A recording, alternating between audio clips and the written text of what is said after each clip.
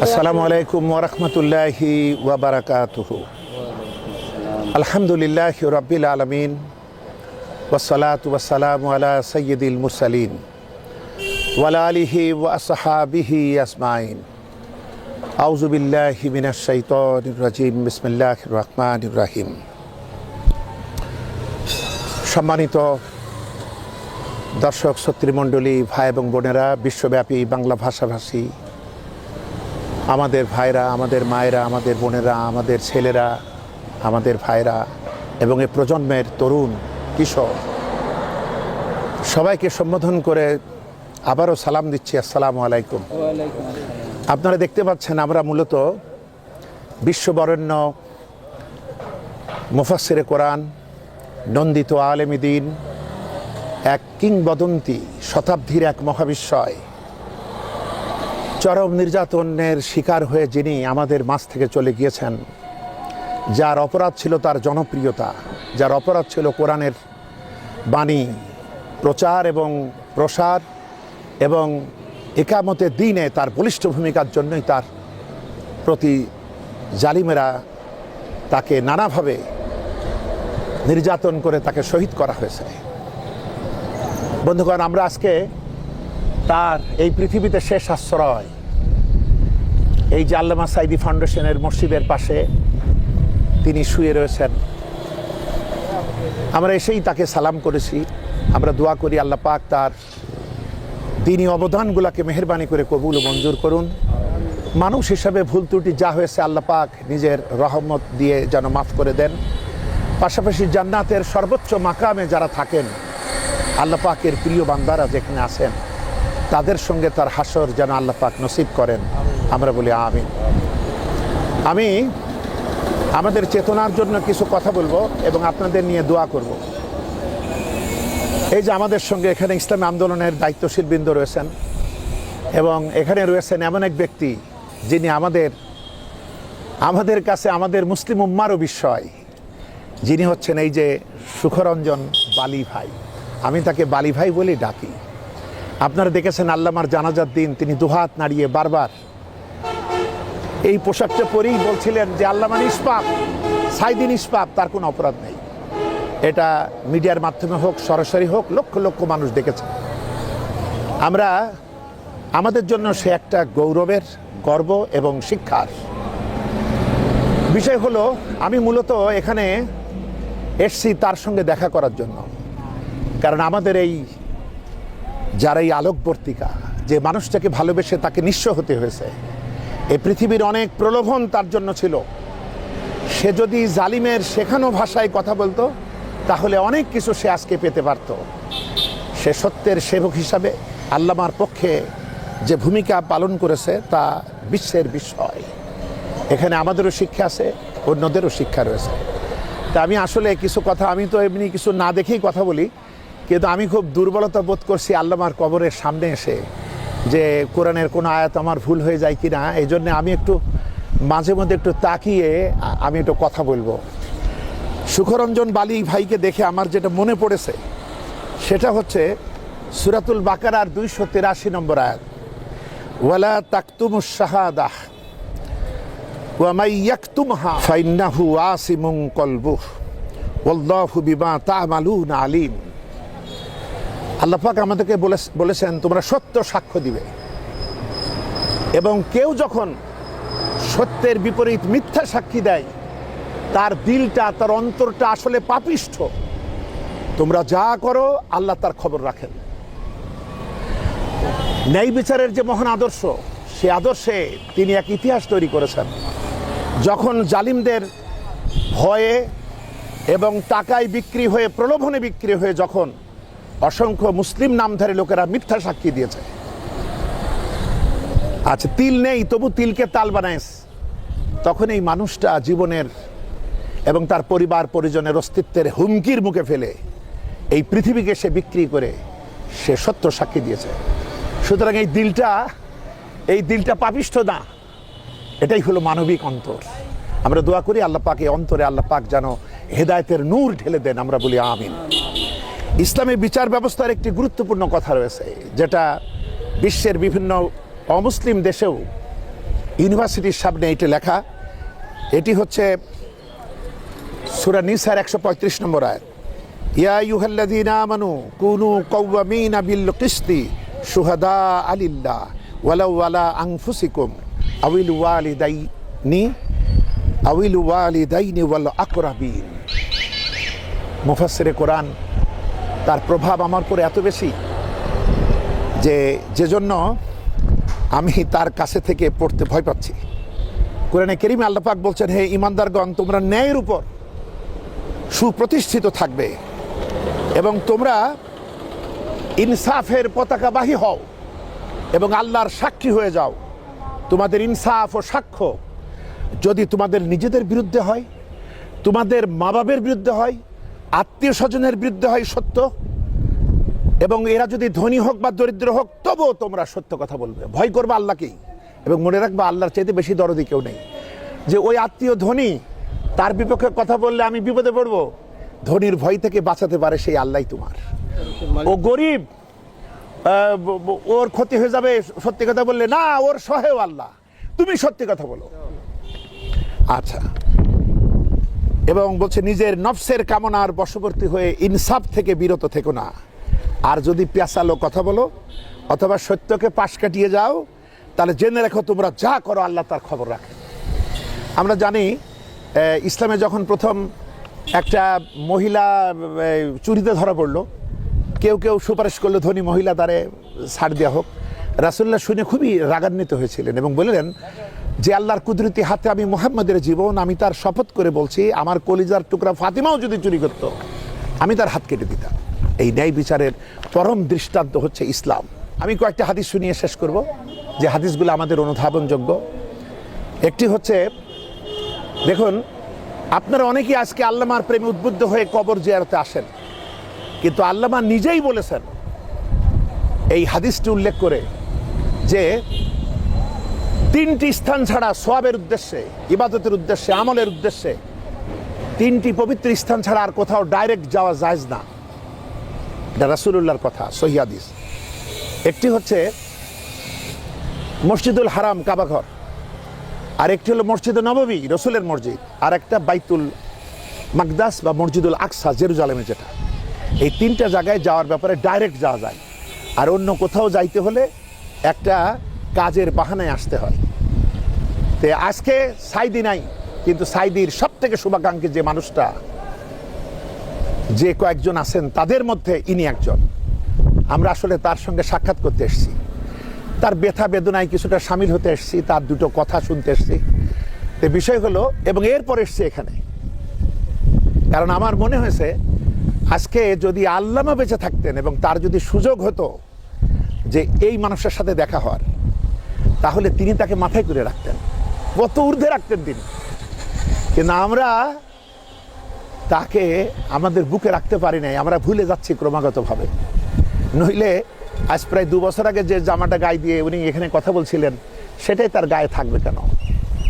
তো বন্ধুগণ, আমার কথা হলো, পিরোজপুরে যদি আপনাদের আত্মীয় স্বজন কেউ থাকে আসেন, ব্যবসা থাকে আসেন, আল্লামার কবর জিয়ারত করেন, অথবা আর কিছু না থাকুক, আল্লামার এই জীবন্ত স্মৃতি, যে মানুষটি গুম হয়েছে, মৃত্যুর মুখোমুখি হয়েছে, এই যে তার হাত এত পিটানো হয়েছে, দুটো মাংস আলাদা করে ফেলা হয়েছে, এখানে কোনো শক্তি নেই, আর এই হাতটাও চরমভাবে প্যারালাইসিস। মানুষটা হলো আসলে প্রচন্ড রকমের কর্মী, কাজ করে খাইছে, সে হাত পাতা মানুষ না, এত পরিশ্রমী মানুষ। কিন্তু সেই মানুষটাকে আর তো জীবন, তার হার্টের রোগ, আমি তার প্রেসক্রিপশন দেখছি, তার হার্টের ওষুধ খেতে হচ্ছে, নানা রকম টেস্ট, মাসে গড়ে 3000 টাকা তার চিকিৎসা বাবদ খরচ হয়। বন্ধুগণ, আমি তাকে বালি ভাই ডাকি, কারণ হেদায়েতের মালিক আল্লাহ পাক। আল্লাহ হেদায়েতের দুয়ার যখন খুলে দেবেন, পৃথিবীর কেউ ঠেকাতে পারবে না। আল্লাহ তাকে আমাদের মাঝে এনেছেন, তিনি খুবই দুর্বিষহ জীবনযাপন করেন। সবাই তো একরকম না, দেখা যায় তার নিকটতম লোকেরাও তাকে অন্যভাবে দেখে, যে তুমি তো আসলে মুসলমান হয়ে গেছো, আমাদের সাথে মিশে কি করবা? প্রয়োজনীয় দাওয়াতও সে পায় না। আর আমাদের মুসলমানরা তো আজ আদমশুমারির মুসলিম।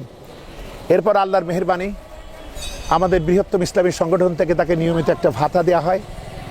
এরপরে শুভাকাঙ্ক্ষীরা কেউ কেউ দেন, কিন্তু আসলে দুর্মূল্যের বাজার, আমাদের আসলে সবাইকে দেখতে হবে। এবং যারা দিচ্ছেন তাদের প্রতি আমাদের অনুরোধ, মানসম্মত। এই মানুষটা এখন কাজ করে খাবে কেন? তাকে তো আমরা এখন সম্মানের আসনে বসাই রাখবো। সে কিয়ামত পর্যন্ত সাক্ষী এই মহান আল্লামার জন্য। যখন সবাই তাকে খারাপ বলেছে, এই মানুষটা তাকে ভালো বলেছে। যে জন্য আমি বলবো, আপনারা এই কবর জিয়ারতে আসতে হলে সরাসরি নয়, তার সঙ্গে দেখা করুন, তার খোঁজ খবর নিন। পাশাপাশি নিজেদের কাজ থাকবে, সেই ক্ষেত্রে আসবেন। সরাসরি কবর জিয়ারতে আসবেন না, এটা আল্লামা অপছন্দ করেছেন এবং মহানবীর হাদিস অনুযায়ী আমরা বুঝলাম এটা নিষিদ্ধ। আচ্ছা, আরেকটি কথা বলি। আরেকটি কথা দেখুন, সত্যের সাক্ষী কত বড় মূল্য। আমরা যে ইসলামের দাবি করি, এটাও বুখারীর হাদিস, প্রথমটাও বুখারীর হাদিস, এটাও বুখারীর হাদিস, যে এটা হযরত আবু বকরের বর্ণনা। হযরত আবু বকর খুব অল্প হাদিস বর্ণনা করেছেন, রাসূলের সবচেয়ে প্রিয়তম সাহাবী। তিনি বলছেন যে মহানবী একদিন বললেন, আমি তোমাদেরকে কিছু বড় গুনার কথা বলি। তার প্রথমটি হলো শিরক। এটা 1 নম্বর সবচেয়ে ভয়াবহ গুনাহ। এই গুনায় কেউ লিপ্ত থাকলে আল্লাহ পাক তার প্রতি প্রচণ্ড রাগান্বিত থাকেন। আচ্ছা, এবং এইটা সে তওবা না করলে মাফ হয় না। আল্লাহ এ থেকে আমাদের বাঁচাক, আমরা বলি আমিন। 2 নম্বর, মাতা পিতার অবাধ্য। আল্লাহর পরে মা বাপের অবাধ্যতা হলো সবচেয়ে খারাপ বিষয়। আর 3 নম্বর, নবী এই দুটো কথা বলার সময় হেলান দিয়ে অবস্থায় ছিলেন। এবার তিনি সোজা হলেন, হয়ে বারবার বলতে লাগলেন, মিথ্যা সাক্ষী দেওয়া, মিথ্যা সাক্ষী দেওয়া, মিথ্যা সাক্ষী দেওয়া। তিনি এতবার এটা বলতে থাকলেন যে হযরত আবু বকর রাদিয়াল্লাহু তাআলা আনহু বলছেন, আমরা পরস্পর বলতে লাগলাম, ও হ্যাঁ, হুজুর যদি একটু থামতেন, হুজুর যদি একটু থামতেন। তার মানে হুজুর এতবার বলছেন কেন? মিথ্যা সাক্ষ্য এত ভয়াবহ, এটা একজন নির্দোষ মানুষকে দোষী বানায়, আর এই মিথ্যা সাক্ষ্য কালপিটগুলোকে নিষ্পাপ বানায়। আচ্ছা, তাই রাসূলুল্লাহ বলেছেন এটা হচ্ছে বড় গুনার একটা। আচ্ছা, আরেকটি কথা বলি, আরেকটি হাদিস শোনাই। রাসূলুল্লাহ বলেছেন, মাজলুমের ফরিয়াদকে ভয় করো। যে অসহায়, তার যদি তোমরা খেদমত না করো, সে যদি রাতের অন্ধকারে চোখের পানি ফেলে আল্লাহর কাছে কাঁদে, এই ফরিয়াদকে ভয় করো। কারণ মাজলুম, অসহায় আর আল্লাহ, এর মাঝে কোনো পর্দা থাকে না, তার কথা ডাইরেক্ট কবুল হয়। বন্ধুগণ, আমরা এত আয়োজন করে দোয়া করে, কবুল হতেও পারে, নাও পারে, কিন্তু মাজলুমের দোয়া আর বদদোয়া কবুল হয়ে যায়। তো বন্ধুগণ, আমি আমার এই ভাই আলামিনকে নিয়ে আসলাম, আমার ভাগ্নে এই আজিমউদ্দিনকে নিয়ে আসলাম। তা আসলে আমি ফেসবুকের মাধ্যমে আপনাদেরকে আগেই জানাইছিলাম, কিছু ভাইরা এবং একজন মাত্র বোন আর ভাইরা তারা আন্তরিকভাবে এগিয়ে এসছেন। আমরা তাদের জন্য দোয়া করব। পাশাপাশি আল্লামার যে মহান উদ্যোগ, তার যে প্রায় অর্ধ শতাব্দী কোরআনের দাওয়াত, তার একটা স্বপ্ন কবুল হয় নাই। সেটা হলো তিনি চেয়েছেন আন আকিমুদ্দিন ওয়ালা তাতাফাররাকু ফি, এই ময়দানে আল্লাহর দ্বীন কায়েম হবে। তিনি এটা দেখতে চাইছিলেন। আমরা যারা তাকে ভালোবাসি, তাদের দায়িত্ব রয়েছে, কর্তব্য রয়েছে, আমরা যেন আল্লাহর দ্বীন প্রতিষ্ঠায় যোগ্যতম ভূমিকা রাখতে পারি। এদেশের বৃহত্তম ইসলাম আন্দোলনকে আল্লাহ কবুল করুন। যারা আল্লামার সহযাত্রী হিসাবে দুনিয়া থেকে জুডিশিয়াল কিলিংয়ের শিকার হয়ে আমাদের পরীক্ষিত নেতৃবৃন্দ দুনিয়া থেকে বিদায় হয়েছেন, আল্লাহ তাদেরকেও শাহাদাতের সর্বোচ্চ মাকাম দান করুন এবং তাদের প্রত্যেকের রক্ত ফোঁটা যেন এই দেশে ইসলাম কায়েমে এবং মানবতার সচেতনতায় যোগ্য ভূমিকা রাখতে পারে, আমরা বলি আমিন। আল্লাহ পাক মরহুম আল্লামা সাঈদী রহমতুল্লাহ আলাইহির কবরটা জান্নাতের টুকরায় পরিণত করুন। এই পাশে তার বড় ছেলে রাফিক বিন সাঈদী, তিনিও আল্লামার এই প্রতিনিয়ত নির্যাতনের এই দৃশ্য দেখতে দেখতে অতিষ্ঠ হয়ে এক হার্ট অ্যাটাকে মারা যান। মাত্র কদিন পরে তার প্রিয়তম স্ত্রী, তিনিও মারা যান এবং ওখানে তার এক ভাই, আমার নামে নাম, তিনিও মারা যান। তা আল্লাহ পাক সবাইকে ক্ষমা করে দিন, সবার নেকামলে বারাকা দিন এবং আল্লাহ পাক যেন তাদেরকে জান্নাতের সুউচ্চ মাকাম দান করুন। এবং আল্লামার কাছে আমরা সবাই ঋণী, দ্বীনের জন্য, দুনিয়ার জন্য, ইসলামের জন্য। আমরা যেন তার যোগ্যতম উত্তরসূরি হিসাবে এই জমিনে আল্লাহর দ্বীনের পক্ষে যোগ্য ভূমিকা রাখতে পারি। আল্লাহ কবুল ও মঞ্জুর করুন, আমরা বলি আমিন। আমরা একটু আমাদের রবের দরবারে একটু হাত তুলি, আমরা একটু দোয়া করি। দাঁড়ান, বালি ভাই হাত তোলেন। আচ্ছা, আসেন আমরা হাত তুলি। আল্লাহুম্মা আমিন। রব্বির হামহুমা কামা রব্বায়ানি সগীরা, রব্বির হামহুমা কামা রব্বায়ানি সগীরা, রব্বির হামহুমা কামা রব্বায়ানি সগীরা। রব্বানা আতিনা ফিদ দুনিয়া হাসানা ওয়া ফিল আখিরাতি হাসানা ওয়া কিনা আযাবান নার।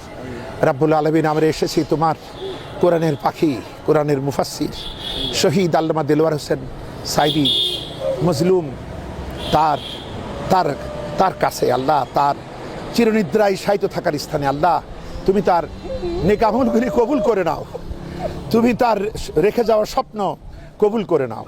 তার পরিবার পরিজন যারা বেঁচে আছেন আল্লাহ, তাদের নেক দোয়াগুলি কবুল করো। বিশেষ করে আল্লাহ সুখরঞ্জন বালি, আল্লাহ এক আদর্শিক আত্মীয় আমাদের, আল্লাহ তুমি তাকে তোমার দিনের জন্য কবুল ও মঞ্জুর করো। আল্লাহ, আমরা যারা ছুটে এসেছি দূর দূরান্ত থেকে, আমাদের এই নেক কাজকে তুমি বারাকা দিয়ে ভরপুর করো। আমাদের দিনের যা যা সেগুলি কবুল করো। আমাদের কারো কারো মাতা পিতা পৃথিবীতে নাই, আল্লাহ তুমি আমাদের মাতা পিতাকে মাফ করে দাও। আল্লাহ, তুমি আমাদের সন্তানাদি পরিবার পরিজন যা দিয়েছো তাদের প্রতি রহম করো। আল্লাহ, আমরা ভালো পথে, সৎ পথে, মানবতার কল্যাণে ভূমিকা রাখতে পারি তৌফিক দাও। আজকে মুসলিম উম্মাহ আল্লাহ আজকে কোরআন থেকে দূরে, আল্লাহ তারা আজকে মুখে কোরআনের কথা কয়, বাস্তবে নেই অধিকাংশই। আল্লাহ, আমাদের সবাইকে ক্ষমা করে আমাদেরকে কোরআনের পতাকাবাহী বানাও, সাহাবীদের মতো তৌফিক দাও। আমাদের মুসলিম নেতৃবৃন্দের প্রতি রহম করো। যারা এখনও জেলখানায়, তাদের সম্মানজনক মুক্তির বন্দোবস্ত করো। যারা শহীদ আছেন তাদের শাহাদাতের নিয়ামতকে বারাকা করে কবুল করো। তাদের পরিবার পরিজনের প্রতি রহম করো। আমাদের পরীক্ষিত ইসলামী নেতৃবৃন্দ যারা সারা জমিন চষে বেড়াচ্ছে দিনের জন্য, আল্লাহ তাকওয়ার ভিত্তিতে তাদের সমস্ত মেহনত তুমি কবুল করো। আমাদের ঋণগুলি পরিশোধের তৌফিক দাও। আমাদের প্রতি তুমি রহম করো। আল্লাহ, আমার এই মাসলুম ভাই তোমার বান্দা সত্য সাক্ষী দিয়েছেন, আল্লাহ এই সত্যের জন্য তুমি তাকে কবুল করো। তার বিপদ আপদ মুসিবত যে রকমের হয়রানি সমস্যা আছে আল্লাহ, তা থেকে তাকে মুক্ত করে তার জানমাল ইজ্জতকে তোমার কুদরতি পর্দা দিয়ে রক্ষা করো। রব্বুল আলামিন, তোমার ইসলামের তাওহীদের নিয়ামত তিনি যেন লাভ করতে পারেন তৌফিক দাও। রব্বুল আলামিন, আমি এই মুনাজাতের ভিতরে একটু ব্যক্তিগত কামনা করছি। আল্লাহ, তুমিও শোনো, সুখরঞ্জন বালিও শুনুক। আল্লাহ যখন তাকে সেই তৌফিক দেবে, তিনি যেন ঈমানের ঘোষণা দিতে পারেন, তাওহীদের ঘোষণা দিতে পারেন। আর তিনি যেন সেই দিন আমারে ডাকেন, আমি যাতে তার হাতটা ধরে তার দিলের এই ঘোষণাটা নিজ কানে শুনতে পারি। আল্লাহ যেন কবুল ও মঞ্জুর করুন। রব্বুল আলামিন, এই ময়দানে মাসুদ, শামীম এরা কাজ করছে, আমার অত্যন্ত ভালোবাসার স্নেহের সুপ্রিয় আল্লাহ, তাদের দিনী খেদমতকে কবুল করো।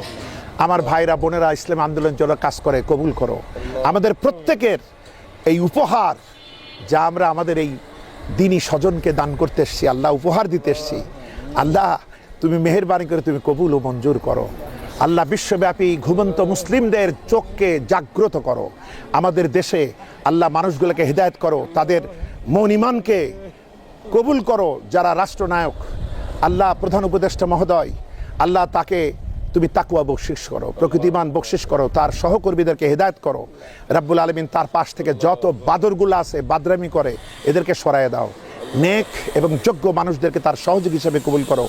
বিদেশের মাটি থেকে যারা এই দেশের স্বাধীনতা নিয়ে চিন্তা করে, ভালো মানুষের চিন্তা করে, তাদের জানমাল ইজ্জতকে হেফাজত করো। আল্লাহ, এক কথা, তুমি আমাদেরকে কল্যাণ আর কল্যাণ দাও। সুখরঞ্জন বালি অসুস্থ, আল্লাহ তাকে সুস্থতা দাও। আল্লাহ, তার যেন কোথাও হাত পাততে না হয় সেই তৌফিক দাও। তার মর্যাদা মুসলিম উম্মার মাঝে, মানবতার মাঝে বাড়িয়ে দাও। তার স্বজনদের ভিতরেও তার মর্যাদা, ভালোবাসা বাড়িয়ে দাও। আমাদের সঙ্গে আমরা যারা হাত উঠালাম আল্লাহ, আমাদেরকে কবুল করো। কি চাইবো, তুমি সব দিয়েছো আল্লাহ, তোমার যা ভালো মনে হয় আল্লাহ, আমরা তো চাইতেও জানি না। তোমার পক্ষ থেকে তুমি আমাদেরকে সর্বাধিক পছন্দনীয় তোমার গোলাম হিসাবে তুমি কবুল ও মঞ্জুর করো। আল্লাহ, আমাদেরকে সাহায্য করো, আমাদের হালাল রিজিকে বারাকা দান করে দাও। আল্লাহ, যারাই এই ভালো কাজে সাহায্য করলেন তাদের সকলের দিলের যা যা সেগুলি কবুল ও মঞ্জুর করো। আল্লাহুম্মা সাল্লি আলা মুহাম্মাদ ওয়া আলা আলি মুহাম্মাদ কামা সাল্লাইতা আলা ইব্রাহিম ওয়া আলা আলি ইব্রাহিম ইন্নাকা হামিদুম মাজিদ। আল্লাহুম্মা বারিক আলা মুহাম্মাদ ওয়া আলা আলি মুহাম্মাদ কামা বারাকতা আলা ইব্রাহিম ওয়া আলা আলি ইব্রাহিম ইন্নাকা হামিদুম মাজিদ। লা ইলাহা ইল্লাল্লাহ মুহাম্মাদুর রাসূলুল্লাহ সাল্লাল্লাহু আলাইহি ওয়া সাল্লাম। আসসালামু আলাইকুম। আমি সবার কাছে একটু সালাম জানাই। আমাকে একটু আপনারা একটু সবাই মিলে একটু দেখছেন, আমি যেন সততা নিয়ে যেন আমি এই জগৎ দিয়ে আমি যেন অন্য জগৎ যাইতে পারি, যেন আমি এই সততা জিনিসটা আমি সবার কাছে চাই, আল্লাহর তরফে আমি সেইটা চাই। আমি বিশ্বের বুকে আমি সততা জিনিস নিয়ে যেন আমি মরতে পারি, আমি সবার কাছে যেন হাসি হয়ে যেন আমি থাকতে পারি।